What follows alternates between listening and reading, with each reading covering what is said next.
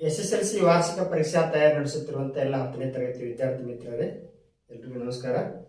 ರಾಜ್ಯ ಮಟ್ಟದ ಪೂರ್ವ ಸಿದ್ಧತಾ ಪರೀಕ್ಷಾ ಪ್ರಶ್ನೆ ಪತ್ರಿಕೆಯನ್ನು ಬಿಡಿಸ್ತಾ ಇದ್ವಿ. ಅದರಲ್ಲೂ 3 ಅಂಕದ ಸಮಸ್ಯೆಗಳನ್ನ ಬಿಡಿಸ್ತಾ ಇದ್ವಿ. ಅದರ ಮುಂದುವರೆದ ಭಾಗವನ್ನು ನೋಡೋಣ. 7ನೇ ಪ್ರಶ್ನೆ, ಎ ಬಿಂದು ನಿರ್ದೇಶಾಂಕಗಳು 7 - 2, ಬಿ ಬಿಂದು ನಿರ್ದೇಶಾಂಕ 5 ಮತ್ತು 1, ಸಿ ಬಿಂದು ನಿರ್ದೇಶಾಂಕ 3 ಮತ್ತು ಕೆ. ಈ ಬಿಂದುಗಳು ಸರಳ ರೇಖಾಗತವಾಗಿದ್ದರೆ ಕೆ ಯ ಬೆಲೆಯನ್ನು ಕಂಡುಹಿಡಿಯಿರಿ. ಬಹುತೇಕ ಹಳೆಯ ಪ್ರಶ್ನೆ ಪತ್ರಿಕೆಯಲ್ಲಿ ಈ ತರ ಸಮಸ್ಯೆ ಇದೆ. ಹಾಗಾಗಿ ಈ ತರ ಸಮಸ್ಯೆ ನೀವು ಬಿಡಿಸಿ ಪ್ರಾಕ್ಟೀಸ್ ಮಾಡಿದ್ರೆ ವಾರ್ಷಿಕ ಪರೀಕ್ಷೆಗೆ 3 ಅಂಕದ ಸಮಸ್ಯೆನ ಗ್ಯಾರಂಟಿ ನಿರೀಕ್ಷೆ ಮಾಡಬಹುದು. 3 ಬಿಂದುಗಳು ಸರಳ ರೇಖಾಗತವಾಗಿದ್ದಾರೆ ಅಂತ ಕೇಳಿದಾರ. ಹಾಗಾಗಿ 3 ಬಿಂದುಗಳ ಸರಳ ರೇಖಾಗತ ಆಗಿದ್ರ ತ್ರಿಭುಜ ಉಂಟಾಗೋದಿಲ್ಲ. ತ್ರಿಭುಜ ಉಂಟಾಗೋದಿಲ್ಲ ಅಂದ್ರೆ ತ್ರಿಭುಜ ವಿಸ್ತೀರ್ಣ 0 ಇರ್ತೈತಿ. ಹಾಗಾಗಿ 3 ಬಿಂದುಗಳನ್ನು ಸೇರಿಸುವ ಅಂದ್ರೆ A x1 y1 B x2 y2 C x3 y3 3 ಬಿಂದುಗಳನ್ನು ಸೇರಿಸುವ ತ್ರಿಭುಜದ ವಿಸ್ತೀರ್ಣ ಕಂಡುಹಿಡಿಯುವ ಸೂತ್ರವನ್ನು ಬಳಸಿಕೊಂಡು ತ್ರಿಭುಜದ ವಿಸ್ತೀರ್ಣದಲ್ಲಿ ಏನ್ ತುಂಬಬೇಕು? 0 ತುಂಬಬೇಕು. ಯಾಕಂದ್ರೆ 3 ಬಿಂದುಗಳು ಸರಳ ರೇಖಾಗತವಾಗಿವೆ. ಎ ಬಿ ಸಿಗಳು ಸರಳ ರೇಖಾಗತವಾಗಿದ್ದರೆ ತ್ರಿಭುಜ ಉಂಟಾಗುವುದಿಲ್ಲ. ಆದ್ದರಿಂದ ತ್ರಿಭುಜದ ವಿಸ್ತೀರ್ಣ 0 ಆಗಿರುತ್ತದೆ. ಫಸ್ಟ್ ನಾವು ತ್ರಿಭುಜದ ವಿಸ್ತೀರ್ಣ ಕಂಡುಹಿಡಿಯುವ ಸೂತ್ರ ಬರ್ಕೊಳ್ಳೋಣ. ತ್ರಿಭುಜದ ವಿಸ್ತೀರ್ಣ x1 into y2 minus y3 plus x2 into ಇಲ್ಲಿ y2 ಆದ್ಮೇಲೆ y3 ಮೈನಸ್ y1 x2 ಆದ್ಮೇಲೆ x3 ಇಲ್ಲಿ y3 ಆಗಿತ್ತು. ನೆಕ್ಸ್ಟ್ ಸೈಕ್ಲಿಕ್ ಸಕ್ರಿಯವಾಗಿ y3 ಆದ್ಮೇಲೆ y1 ಬರ್ತದೆ. y1 ಮೈನಸ್ y1 ಆದ್ಮೇಲೆ y2 ಬರ್ತದೆ. ಈ ತರ ಕರೆಕ್ಟ್ ಆಗಿ ಸೂತ್ರವನ್ನ ಮತ್ತೆ ಬರ್ಕೋಬೇಕು. ನೆಕ್ಸ್ಟ್ ಸೂತ್ರದಲ್ಲಿ ಬೆಲೆ ತುಂಬೋಣ. ತ್ರಿಭುಜದ ವಿಸ್ತೀರ್ಣ 0 ಆಗಿರ್ತೈತೆ, ಆದ್ದರಿಂದ 0 ತುಂಬೋಣ. ಇಲ್ಲಿ 1/2 x1 ಅಂದ್ರೆ ಎಷ್ಟು? ಇದು ಕೊಟ್ಟಿರುವ 3 ಬಿಂದುಗಳನ್ನ x1 y1, ಇದು x2 y2, x3 y3 ಅಂತೇಳಿ ತಗೋಬೇಕು. ಇದನ್ನ x1 ಅಂದ್ರೆ 7 ಐತಿ ಇಂಟು ಬ್ರಾಕೆಟ್ ಆಫ್ y2 ಅಂದ್ರೆ 1, y3 ಅಂದ್ರೆ k, ನೆಕ್ಸ್ಟ್ ಪ್ಲಸ್ x2 ಅಂದ್ರೆ 5, y3 ಅಂದ್ರೆ k, y1 ಅಂದ್ರೆ -2 ಐತಿ, ಬ್ರಾಕೆಟ್ ನೀಡೋದು -2 ಪ್ಲಸ್ x3 ಬೆಲೆ 3, ನೆಕ್ಸ್ಟ್ ಬ್ರಾಕೆಟ್ ಒಳಗೆ y1 ಅಂದ್ರೆ -2, ಮುಂದೆ ಮೈನಸ್ ಐತಿ, ಮೈನಸ್ y2 ಅಂದ್ರೆ 1. ಸೂತ್ರದಲ್ಲಿ ಬೆಲೆ ತುಂಬಿದ್ದು ಸುಲಭೀಕರಣ. ಈ 2 ಇಲ್ಲಿ ಭಾಗಿಸ್ತೈತಿ, ಈ ಕಡೆ ಕಳಿಸಿ ಗುಣಿಸ್ತೈತಿ. 0 ಇಂಟು 2 ಆಯ್ತು. ಈ ಕಡೆ ಏನು ಬರ್ತೈತಿ? 1 ಇಂಟು ಎಷ್ಟಂದ್ರೆ 1 ಇದ್ದೇ ಇರ್ತೈತಿ, 7. ನೇರವಾಗಿ ಗುಣಾಕಾರ ಮಾಡಿದ್ರೆ ನೋಡಿದ್ವಿ. 7 plus into minus 7 into K 7k. ಇಲ್ಲಿ ಇನ್ನೊಂದು ಸ್ಟೆಪ್ ಕ್ಯಾಲ್ಕುಲೇಷನ್ ಮಾಡ್ಬೇಕು. K minus into minus plus ಆಗ್ತದೆ, +2. ಇಲ್ಲಿ +3 ಇಂಟು ಇವು 2 ಮೈನಸ್ ಒಳಗದ ಕೂಡಿ ಸೂತ್ರ ಮೈನಸ್ ಒಳಗೆ ಹಚ್ಬೇಕು. -2 -1 -3 ಆಯ್ತು. 0 ಇಂಟು 2 0 ಆಯ್ತು. ಇದು 7 - 7k. ಈ ಬ್ರಾಕೆಟ್ ಒಳಗಿನ ಪದಕ್ಕೆ ಹೊರಗಿನ ಪದದಿಂದ ಗುಣಿಸ್ತಾನೆ. 5 into K 5k plus into plus plus 5 10 plus into minus minus 3 9 ಸುಲಭೀಕರಣ. 7k 5k ಸಜಾತಿ ಪದಗಳು. ಒಂದು ಪ್ಲಸ್ ಐತಿ, ಒಂದು ಮೈನಸ್ ಐತಿ, ಕಳಿಬೇಕು. 7 5 ಕಳೆದ್ರೆ -2k. ನೆಕ್ಸ್ಟ್ ಇಲ್ಲಿ +7 +10 2 ಪ್ಲಸ್ ಪ್ಲಸ್ ಅದಾವ, ಕೂಡಿಸ್ಬೇಕು. ನೆಕ್ಸ್ಟ್ ಇದು -9 ಐತಿ. 10 7 17 17 9 ಕಳೆದ್ರೆ +8. -2k ಅನ್ನ ಎಡಗಡೆ ತೊಂಬರೋಣ, +2k ಆಗ್ತೈತಿ. ನಾನು 0ಕ್ಕೆ 2k ಕೊಡಿಸಿ 2k ಆಗ್ತೈತಿ. ಇಲ್ಲಿ ಏನು ನೋಡತೈತಿ? 8. ಕೆ ಜೊತೆ 2 ಗುಣಿಸ್ತೈತಿ, ಈ ಕಡೆ ಕಳಿಸಿ ಭಾಗಿಸ್ತೈತಿ. k is equal to 8/2.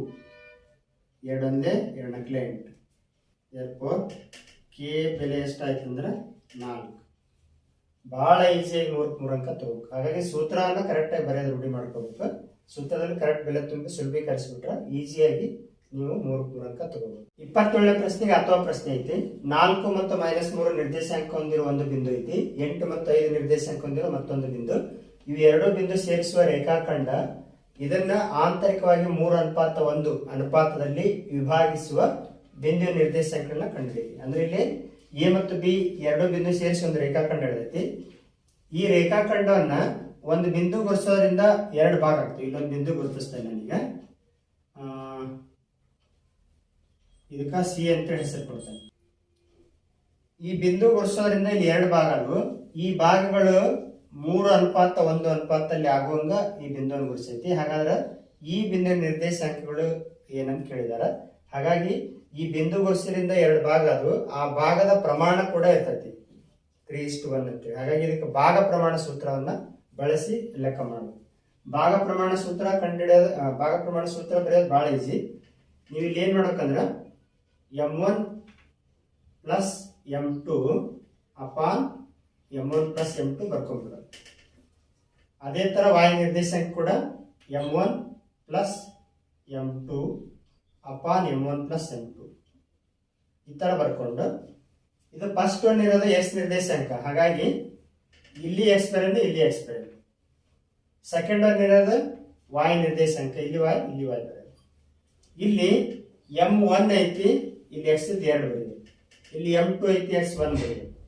ಇಲ್ಲಿ 1 ಐತಿ, ಇಲ್ಲಿ 2 ಬರೋದು. ಇಲ್ಲಿ 2 ಐತಿ, ಇಲ್ಲಿ 1 ಬರೋದು. ಎಷ್ಟು ಈಸಿಯಾಗಿ ನೀವು ಸೂತ್ರ ಬರೀಬಹುದು. ಈಗ ಸೂತ್ರದಲ್ಲಿ a ವಿನ ನಿರ್ದೇಶಾಂಕಕ್ಕೆ ನಾವು x1 y1 ಅಂತ ತಿಳ್ಕೊಡೋಣ. ಇದು x2 y2, ಇದು xy ಅಂತೇಳಿ. ಇಲ್ಲಿ m1 ಅನುಪಾತ m2 ಅಂದ್ರ 3:1 ಅಂತ ಐತಿ. ಹಾಗಾಗಿ m1 ಬೆಲೆ 3, m2 ಬೆಲೆ 1.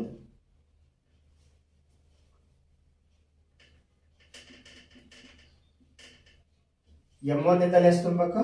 3 ಇಂಟು x2 ಅಂದ್ರ 8 ಪ್ಲಸ್ m2 ಅಂದ್ರೆ 1 ಇಂಟು x1 ಬೆಲೆ 4 ಅಪಾನ್ m1 ಪ್ಲಸ್ m2 ಅಂದ್ರೆ 3 ಪ್ಲಸ್ 1. ಅದೇ ತರ y ನಿರ್ದೇಶಾಂಕ m1 ಅಂದ್ರೆ 3 ಇಂಟು y2 ಅಂದ್ರೆ 5 ಪ್ಲಸ್ m2 ಬೆಲೆ 1 ಇಂಟು y1 ಬೆಲೆ -3 ಅಪಾನ್ m1 ಪ್ಲಸ್ m2 ಅಂದ್ರೆ 3 ಪ್ಲಸ್ 1.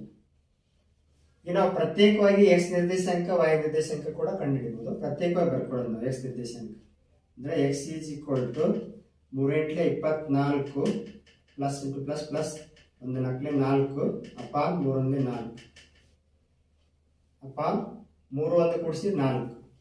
ಅದೇ ತರ y ನಿರ್ದೇಶಾಂಕ ಏನಾಗ್ತದೆ ನೋಡ್ರಿ, 3 × 15 plus into minus 1 3 × 3 3 1 4. x is equal to 24 4 28 2 ಕೂಡಿಸ್ಬೇಕು ಅಪಾನ್ 4. ಇದು y ಈಸ್ ಈಕ್ವಲ್ ಟು 15 3 ಕಳೆದ್ರೆ 12 ಅಪಾನ್ 4. 4 1 4 7 4 1 4 3 ಅಂದ್ರೆ x ಬೆಲೆ ಎಷ್ಟು ಬಂತು 7, y ಬೆಲೆ 3. therefore pxy is equal to x ಬೆಲೆ 7, y ಬೆಲೆ 3.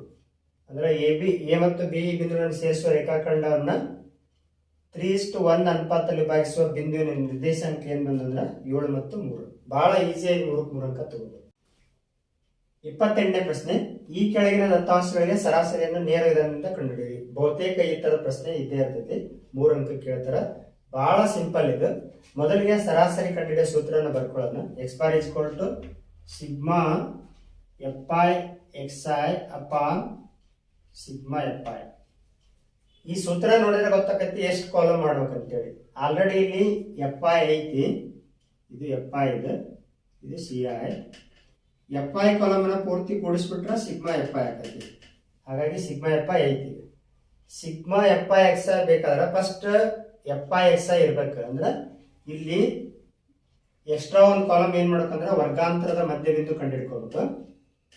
ವರ್ಗಾಂತರದ ಮಧ್ಯಬಿಂದು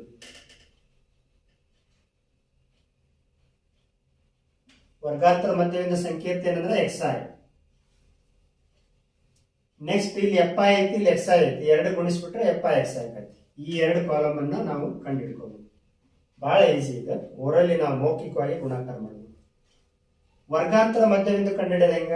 0 ರಿಂದ 10 ಇದೊಂದು ವರ್ಗಾಂತರ. ಇದ್ರ ಮಧ್ಯಬಿಂದು ಹೆಂಗ್ ಕಂಡುಹಿಡಬೇಕಂದ್ರೆ ಇವು ಎರಡು ಕೂಡಿಸೋದು, ಕೂಡಿಸಿ 2 ರಿಂದ ಭಾಗಿಸೋದು. ಯಾಕಂದ್ರೆ ಮೇಲ್ಮಿತಿ ಪ್ಲಸ್ ಕೆಳಮಿತಿ ಅಪಾನ್ 2 ವರ್ಗಾಂತರ ಮಧ್ಯಬಿಂದು ಕಂಡುಹಿಡಿಯೋ ಸೂತ್ರ. 0 ಕ್ಕೆ 10 ಕೂಡಿಸಿದ್ರೆ 10, 10ಕ್ಕೆ 2 ರಿಂದ ಭಾಗಿಸಿದ್ರೆ 5. ನೆಕ್ಸ್ಟ್ 10 20 ಕೊಡ್ಸಿದ್ರೆ 30, 30ಕ್ಕೆ 2 ಭಾಗಿಸಿದ್ರೆ 15, 20 30 ಕೊಡ್ಸಿದ್ರೆ 50, 50ಕ್ಕೆ 2 ಭಾಗಿಸಿದ್ರೆ 25, 30 40 ಕೊಡ್ಸಿದ್ರೆ 70, 70ಕ್ಕೆ 2 ಭಾಗಿಸಿದ್ರೆ 35, 45 90, 90ಕ್ಕೆ 2 ಭಾಗಿಸಿದ್ರೆ 45. ವರ್ಗಾಂತರ ಮಧ್ಯದಿಂದ ಹೆಂಗೆ ಕಂಡುಹಿಡಿಯೋದು? ಮೇಲ್ಮಿತಿ ಮತ್ತು ಕೆಳಮಿತಿ ಕೂಡಿಸೋದು, 2ರಿಂದ ಭಾಗಿಸೋದು. ಈಗ sigma F I X I column ಕಂಡುಹಿಡಿಯೋಣ. ಅಂದ್ರೆ ಇದನ್ನ ಗುಡಿಸೋದು. 5 25, 8 15 120. ನೆಕ್ಸ್ಟ್ 25 20 25 50 500 25 20 35 15 525.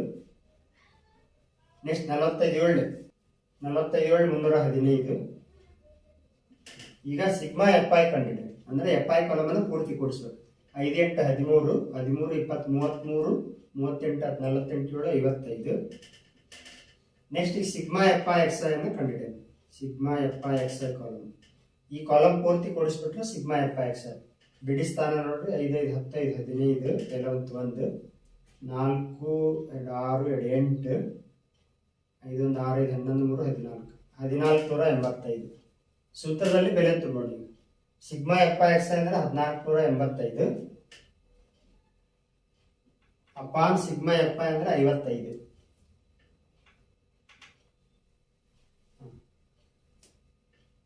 5 11 5 2 10 4 ಉಳಿತು 5 9 45 3 ಉಳಿತು 5 7 35.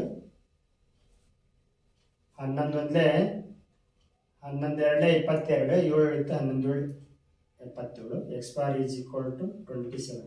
ಹಾಗಾಗಿ ಸರಾಸರಿ ಎಷ್ಟು ಅಂದ್ರೆ 27. ಬಹಳ ಈಸಿಯಾಗಿ ನೀವು 3 ಅಂಕವನ್ನು ಗಳಿಸ್ಬೋದು. ಇವಿಷ್ಟು ಅಂಶಗಳನ್ನ ಗಮನದಲ್ಲಿ ಇಟ್ಕೊಂಡು ಈ ಸಮಸ್ಯೆಯನ್ನು ಪ್ರಾಕ್ಟೀಸ್ ಮಾಡ್ರಿ. ನೀವು 80ಕ್ಕೆ 80 ಅಂಕ ತಗೋಬೇಕಾದ್ರೆ ರಾಜ್ಯ ಮಟ್ಟ ಪೂರ್ವ ಸಿದ್ಧತಾ ಪರೀಕ್ಷೆ ಮತ್ತು ಕರ್ನಾಟಕ ಪ್ರೌಢ ಶಿಕ್ಷಣ ಪರೀಕ್ಷೆ ಮಂಡಳಿ ಬಿಟ್ಟಂತ ಮಾದರಿ ಪ್ರಶ್ನೆ ಪತ್ರಿಕೆ, ಎರಡೂ ಪ್ರಶ್ನೆ ಪತ್ರಿಕೆಯಲ್ಲಿ 3 ಅಂಕದ ಸಮಸ್ಯೆನ ಯಾವ ಪಾಠದ ಮೇಲೆ ಕೇಳ್ಯಾರ ಅವನ್ನೆಲ್ಲವನ್ನು ಕೂಡ ಚೆನ್ನಾಗಿ ಪ್ರಾಕ್ಟೀಸ್ ಮಾಡ್ರಿ. ಅಂದಾಗ ನಿಮಗೆ 80ಕ್ಕೆ 80 ಅಂಕಗಳು ಬೀಳ್ತಾವೆ. ಇಷ್ಟು ಹೇಳ್ತಾ ಮುಂದಿನ ವಿಡಿಯೋದಲ್ಲಿ ಮತ್ತಷ್ಟು 3 ಅಂಕ ಸಮಸ್ಯೆ ಬಿಡಿಸೋಣ. ಇಲ್ಲಿಗೆ ಈ ವಿಡಿಯೋ ಪಾಠ ಮುಗಿಸ್ತಾ ಇದ್ದೀವಿ. ಧನ್ಯವಾದಗಳು.